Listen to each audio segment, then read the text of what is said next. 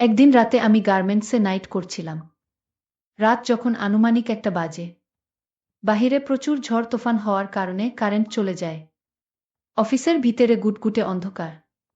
আর এদিকে জেনারেটরের নাকি কি সমস্যা হয়েছে। এই সুযোগে লাইনম্যান আমাকে হঠাৎ করে নাকে মুখে ধরে অফিসের ফ্লোরে আমাকে ধাক্কা মেরে চিৎ করে ফেলে দিয়ে সে আমার সাথে যা করল, তা শুনলে বন্ধুরা তোমাদের দাঁড়িয়ে যাবে। তাহলে চলুন বন্ধুরা, গল্পটি শুরু করি। গল্পটি শুরু করার আগে বন্ধুরা, তোমাদের নিকট আমার বিশেষ অনুরোধ, দয়া করে তোমরা আমার চ্যানেলটি সাবস্ক্রাইব করে আমাকে সাপোর্ট করবা। হ্যালো বন্ধুরা, আমি তাহিয়া সুলতানা বন্যা। তবে সবাই আমাকে বন্যা নামে ডাকে। গোপনীয়তা রক্ষার জন্য আমি আমার ছদ্মনাম ব্যবহার করলাম। বিগত 1 বছর ধরে আমি একটি গার্মেন্টস এ চাকরি করছি। আমাদের গার্মেন্টস এ একজন নতুন লাইনম্যান এসেছে। শুনেছি তার নাকি কাজের খুব অভিজ্ঞতা। আর লাইনম্যান নাকি মালিকের সুর বাড়ির কি সম্পর্কে আত্মীয় বটে। আর আমি গার্মেন্টস এর একজন অপারেটর। আমি এই গার্মেন্টস এ চাকরি করছি 1 বছর হয়ে গেছে প্রায়। আর নতুন লাইনম্যান এসেছে মাত্র 10 থেকে 12 দিন হয়েছে। তো সে অফিসে যেদিন থেকে জয়েন করেছে, সেদিন থেকে তাকে খুব বেশি একটা সুবিধাজনক বলে মনে হচ্ছে না। আসার পর থেকে সে কেমন জানি আমার প্রতি বাজে ভাবে চেয়ে থাকত। তাকে দেখলেই মনে হতো খারাপ প্রকৃতির লোক। তার নজর খুবই খারাপ ছিল। বেশিরভাগ সময় আমার বিশেষ বিশেষ স্থানে চেয়ে থাকত। সুযোগ পেলেই আমার সাথে খারাপ আচরণ করার চেষ্টা করত। চাকরি করতাম ঠিক আছে, কিন্তু একটি মাত্র লোকের জন্য সবসময় মনের মধ্যে ভয় থাকত, আতঙ্ক থাকত। কখন জানি কোনো ক্ষতি করে বসে। মাঝে মধ্যে সে কাজের নামে এসে আমার কাছে দাঁড়িয়ে থাকত। আমার কাছে দাঁড়িয়ে থেকে আমাকে কোনো কিছু বলার চেষ্টা করত, কিন্তু আমি কোনো সুযোগ দিতাম না। আমি বুঝেও না বোঝার ভান করে থাকতাম। এভাবেই চলতে চলতে প্রায় 1 মাস হয়ে গেল। না তার কোনো পরিবর্তন দেখি না। সে আমার সাথে সুযোগ পেলেই বাজে আচরণ করার চেষ্টা করত, কিন্তু পারত না। সেই সুযোগ আমি দিতাম না। কিন্তু আমিও তো একটা মেয়ে মানুষ নাকি। বারবার একটা লোক আমাকে বিভিন্নভাবে বিরক্ত করার চেষ্টা করছে। আমি কি করে নিজেকে সবসময় ধরে রাখি? মনের মধ্যে অনেক চিন্তা। আর ওই লোকটা এসব লক্ষণ কোনোভাবেই মেনে নেওয়া যাচ্ছে না। সপ্তাহখানেক পর ওই লোকটা আমাকে সরাসরি প্রেমের প্রস্তাব দিয়ে বসল। সে বলল আমাকে নাকি তার খুব ভালো লাগে। সে নাকি আমাকে খুব ভালোবাসে। আমি তার কথা শুনে আমার মাথায় যেন আসমান ভেঙে পড়ল। মনে মনে ভাবলাম জানা নেই শোনা নেই। সে বলল আর আমি মেনে নেব। আমি মনে মনে ভাবলাম, যেহেতু আমি তার অধীনে কাজ করি, যদি আমি তার সাথে প্রেমের অভিনয় না করি, তাহলে হয়তো সে আমার সাথে রাগে খারাপ আচরণ করবে, আমাকে বকাঝকা করবে এবং সুযোগ পেলেই আমাকে নষ্ট করার চেষ্টা করবে। তাই আমি তার সাথে প্রেমের অভিনয় করার চিন্তা করলাম। মনে মনে ভাবলাম আমি যদি তার সাথে প্রেমের অভিনয় করি বা প্রেমের নাটক করি, তাহলে হয়তো সে আমার সাথে ভালো আচরণ করবে। এবং যদি আমি অফিসে কাজে কোনো ভুলও হয়ে যায়, তাহলে সে আমার সাথে খুব একটা বেশি খারাপ আচরণ করবে না। অবশেষে আমি বাধ্য হলাম তার সাথে প্রেমের অভিনয় করতে। কিন্তু এই অভিনয়টাই যে আমার জীবনে কাল হয়ে দাঁড়িয়ে যাবে, সেটা আমি কখনো কল্পনাও করতে পারি নাই। যাই হোক বন্ধুরা, এরপর থেকেই তার সাথে প্রেমের অভিনয় আমার শুরু হয়। সে আমার দিকে যখন রোমান্টিক মুডে তাকিয়ে থাকত, আমিও তার দিকে তাকিয়ে থাকতাম। সে যখন আমার দিকে রোমান্টিক মুড নিয়ে তাকিয়ে থাকত, তখন আমিও তার দিকে তাকিয়ে থেকে মুচকি দু একটা হাসি দিতাম। আর আমার হাসি দেখে সে মনে মনে হাসতে থাকত এবং সে খুব খুশি হতো। আর সে মনে মনে ভাবতে থাকে এতদিন পরে আমি আমার কাঙ্ক্ষিত উদ্দেশ্য সফল করতে পেরেছি। মনে হয় সে আমার প্রেমে রাজি হয়ে গেছে। 2 দিন পর ওই গার্মেন্টসের লাইনম্যান আমাকে বলল, শোনো বন্যা, আগামীকাল শুক্রবার। কালকে আমাদের সকলের ছুটি। আগামীকাল তুমি আর আমি পার্কে ঘুরতে যাব। অনেক মজা হবে। তুমি কি যাবা? আমি কিছুক্ষণ চুপ করে থেকে তার সাথে যেতে রাজি হলাম। কারণ আমি যদি তার সাথে না যাই, তাহলে সে ভাববে আমি তার সাথে অভিনয় করছি। তাই আমি তার সাথে একদিনের জন্য ঘুরতে যেতে রাজি হলাম। পরের দিন শুক্রবার। সে আমার জন্য অপেক্ষা করছে আর বারবার ফোন দিচ্ছে। তারপর আমি খুব সেজেগুজে খুব ভালো করে একটা রোমান্টিক মুড নিয়ে তার সাথে পার্কে ঘুরতে গেলাম। সারাদিন আমরা ঘুরলাম, অনেক মজা করলাম, অনেক কিছু দেখলাম। দেখার পর সন্ধ্যা বেলায় বাসায় চলে আসলাম। সেদিন সে আমার সাথে কিছুই করে নাই, শুধুমাত্র আমাকে যে সে অনেক ভালোবাসে সেই ভালোবাসার কথাগুলো প্রকাশ করেছে, খুব বিনয়ের সাথে। তার মধ্যে আগের যে লক্ষণগুলি দেখতাম সেটা আস্তে আস্তে পরিবর্তন হতে লাগল। তার মধ্যে আগে যে খারাপের লক্ষণগুলো ছিল, আমি তার সাথে প্রেমের অভিনয় করার ফলে তার মন থেকে সকল প্রকার খারাপ চিন্তা ভাবনা উঠে গেল। আমি তাকে আগে যতটা খারাপ মনে করতাম, কিন্তু ওই দিন তার সাথে ঘোরাঘুটির পর আমার কাছে মনে হলো সে ততটা খারাপ না। মূলত সে আমাকে যে ভালোবাসে, সে আমাকে যে মন থেকে পেতে চায়, আমার মনে হয় সেটাই তার ভালোবাসার বহিঃপ্রকাশ। তারপর থেকেই তার সাথে আমার চলে নিয়মিত প্রেমের অভিনয়। অভিনয় করতে করতে তার সাথে যে কখন বাস্তবে প্রেমে পড়ে গেলাম তা কখনো কল্পনাও করতে পারি নাই। সে আমাকে বিভিন্ন জায়গায় ঘোরাঘুরি করতে নিয়ে যেত, মাঝে মধ্যে সময় পেলেই আমাকে নিয়ে এনজয় করার চেষ্টা করত। আর এদিকে আমি তার অধীনে চাকরি করতাম বিধায় আমার কাজ যদি কম হতো, তারপর সে আমাকে কিছু বলতো না। এক কথায় সে আমাকে সকল প্রকার সুযোগ সুবিধা দিত এবং সকল প্রকার সুযোগ সুবিধা আমার কাছ থেকে নেওয়ার চেষ্টা করত।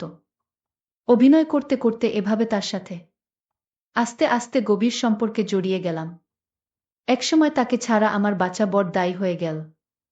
সব সময় শুধু তাকে নিয়ে ভাবি, তাকে নিয়ে কল্পনা করি। এক কথায় আমরা দুজনেই ভালো প্রেমিক প্রেমিকার জুটি হয়ে গেলাম। আমি যখন গার্মেন্টসে কাজ করতাম, যতক্ষণ কাজ করতাম ততক্ষণ মানে বেশিরভাগ সময় সে আমার পাশে দাঁড়িয়ে থাকত, আমাকে আলাদাভাবে নজর রাখত। আমার প্রতি তার এরকম ভালোবাসা দেখে সত্যিকার অর্থে আমি তার প্রেমে পড়ে গেলাম। তাকে নিয়ে আমি স্বপ্ন দেখা শুরু করলাম। এইভাবে তার সাথে আমার প্রেমের সম্পর্ক চলতে থাকে। সে আর আমি একসাথে চাকরি করি আর ছুটিয়ে প্রেম করতে থাকি। একদিন বন্ধুরা, আমার গার্মেন্টসে নাইট ছিল। রাতের বেলায় আমি কাজ করছিলাম। রাত তখন 1টা বাজে। বাহিরে প্রচুর ঝড় বৃষ্টি হচ্ছে, সেজন্য কারেন্ট চলে গেছে। আর জেনারেটরেও নাকি কি যেন সমস্যা হয়েছে, তাই জেনারেটর আর স্টার্ট করতে পারে নাই। তাই পুরো ফ্লোর গুটগুটে অন্ধকার হয়ে আছে। হঠাৎ আমি অনুভব করলাম কেউ যেন আমাকে টেনে নিয়ে কোথায় যাচ্ছে। পরক্ষণেই আমি বুঝতে পারলাম সে আর কেউ নয়, সে আমারই প্রেমিক সুবল। সেদিন আমি তার এই অবস্থা দেখে আমি খুব ভয় পেয়ে গেলাম আর বলতে লাগলাম, সুবল তুমি কি করছা? তখন সুবল আমার মুখ চেয়ে ধরে বলল, চুপ। তারপর আমি তাকে ভয়ে চুপ হয়ে রইলাম। তারপর রাতের অন্ধকারে সে আমার একটি গোপন জায়গায় নিয়ে ধাক্কা মেরে ফেলে দিল। তারপর আমি বললাম, সুবল তুমি না আমাকে ভালোবাসো, তাহলে তুমি আমার সাথে এই রকম করছো কেন? তারপর সে আমাকে বলল, চুপ, একদম চুপ। আমি তোমাকে ভালোবাসি, বিদায় আমার ভালোবাসার অধিকার আজকে আদায় করে নিব। প্লিজ বন্যা, আমায় বাধা দিও না। তারপর সে আমাকে এক প্রকার জোর করে আমার সব কিছু দুমড়ো মুচড়ো করে ফেলতেছে। তখন আমি মনে মনে ভাবলাম, আজকে সে আমার সাথে যে রকম করতেছে, এখন যদি আমি তাকে বাধা দেই তাহলে হয়তো সে আমাকে মেরে ফেলবে, নাইলে সে আমার সাথে জোর করে আমার ভয়ঙ্কর কিছু করে ফেলবে। তাই আমি তাকে বাধা দিলাম না।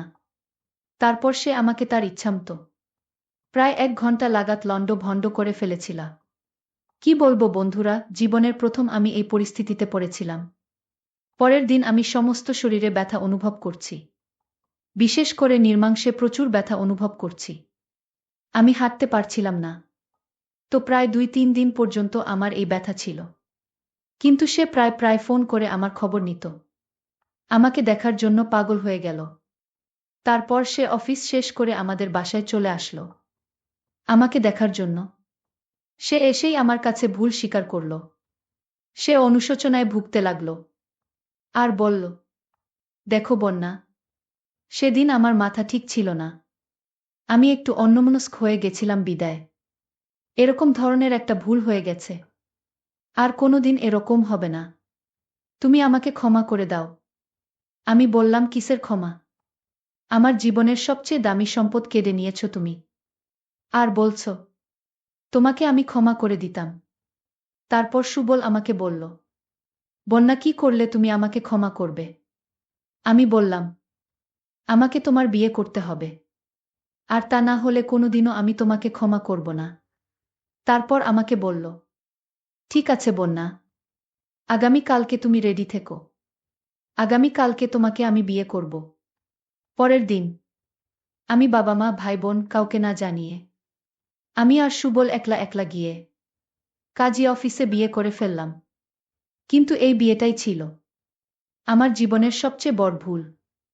আমি তো তাকে চিনতাম না, আমি তো তাকে জানতাম না। সে যে তার দেশের বাড়িতে আরেকটা বিয়ে করেছে, তার একটা বাচ্চাও আছে।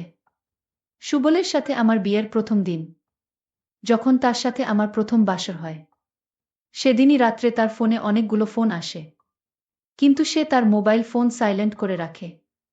আমি ভাবছি হয়তো আজকে আমাদের বিশেষ দিন বিদায় সে সাইলেন্ট করে রেখেছে। একটু পরেই সে আমার সাথে বাসর ঘরের কাজ করা শুরু করল। অনেক ভালো লেগেছিল আমার, অনেক মজা হয়েছিল। সেদিন সারা রাত আমরা কাজ করার পর সকালে সে তার বাসায় চলে গেল, আমি আমার বাসায় চলে আসলাম। এইভাবে তার সাথে আমার প্রায় 1 মাস লুকিয়ে লুকিয়ে থাকতে হলো। 1 মাস পর আমার ফ্যামিলি জানতে পেরেছিল যে সুবলের সাথে আমার বিয়ে হয়ে গেছে। তারপর আমার বাবা মা ভাই বোন সবাই আমাকে প্রথমে অনেক বকাবকি করেছিল। তারপর আর কি করবে, আমাদের বিয়ে হয়ে গেছে, এখন তো কিছু করার নেই। এক পর্যায়ে তারা আমাকে আর তাকে মেনে নিল। এইভাবে সুবলের সাথে আমার সংসার চলতে লাগলো। বিয়ের 1 বছর 3 মাস পরে আমাদের কোল জুড়ে একটি কন্যা সন্তান আসলো। আমরা সকলেই খুশি। কিন্তু এই খুশিটা বেশি দিন আর রইল না। আমার বাচ্চা হওয়ার কিছুদিন পরেই হঠাৎ একদিন এক মহিলা একটি পুত্র সন্তান নিয়ে আমাদের বাসায় হাজির হল। সেই মহিলা দাবি করল সে নাকি সুবলের প্রথম বউ। বাবা মা ভাই বোন সকলের সাক্ষীতে সুবল তাকে গ্রামের বাড়িতে বিয়ে করেছে। বিয়ের সমস্ত কাগজপত্র ও এই মহিলা আমাকে দেখালো। আমি দেখে আমার নিজের চোখে বিশ্বাস করাতে পারলাম না। মনে মনে ভাবলাম যে আমি কি করলাম, আমি কাকে বিয়ে করলাম, যার নাকি আগে একটা বিয়ে করেছ এবং তার একটি ছেলে আছে।